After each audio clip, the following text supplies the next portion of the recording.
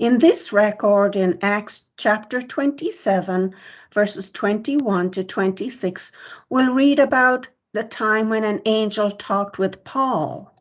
But after long abstinence, Paul stood forth in the midst of them and said, Sirs, ye should have hearkened unto me, and not have loosed from Crete, and to have gained this harm and loss. And now I exhort you to be of good cheer, for there shall be no loss of any man's life among you, but of the ship.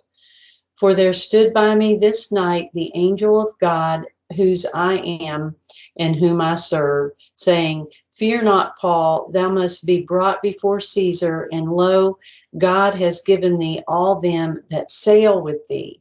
Wherefore, sirs, be of good cheer, for I believe God that it shall be even as it was told me. Howbeit, we must cast upon a certain island. So in this record, it was a time when no one on board the ship had eaten food. They had no appetite for it since they started that part of their journey.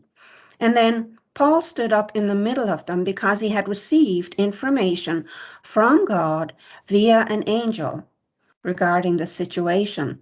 And included in what Paul told them was, and regarding the things that are happening at the present time, I advise you, I recommend, I admonish you publicly to be well-minded, be cheerful, well-passionate, have good cheer. Why? For there will be not one throwing away of soul from you. In other words, none of you will have your breath life cast away from you. Nobody will die during this event, except or besides of the ship. Yes, the ship will be wrecked.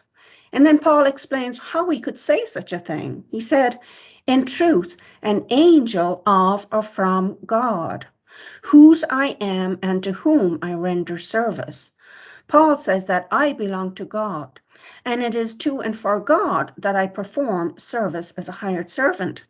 So it was an angel who was sent from God, whom Paul served, stood nearby me. The angel presented himself beside me this night, saying, You must not be fearful. Don't be afraid, Paul. It is necessary for you to stand by or near Caesar. At this time, Paul was traveling to Rome so that he would stand before Caesar. And look, behold, see, pay attention. God has graced, and he continues grace to you. God bestowed unmerited favor to you, Paul. And this truth has not changed. What was the favor? All the people sailing in company and association with you, everyone on the ship will remain alive as a favor to you. On account of this, Paul continues telling the people on the ship, you must be well-minded adult males, grown men. Why? For I believe God. I have faith in God. I trust God.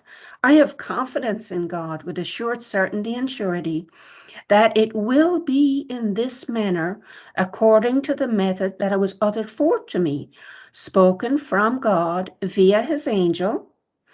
But it is necessary or needful for us to fall out from the ship and be thrown ashore on some island.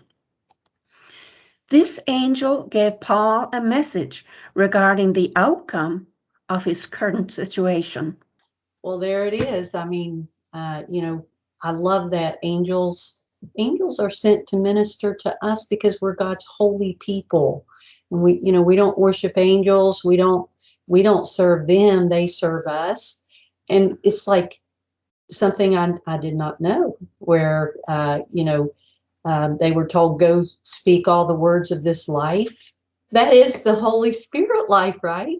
I Right. because we're holy people, that's the life. And it's wonderful because that will make more holy people when they go out and they speak that. More people will come along. Um, and I just love those examples that you used in this teaching. Um, Paul being shipwrecked and how he actually told them, hey, I saw an angel.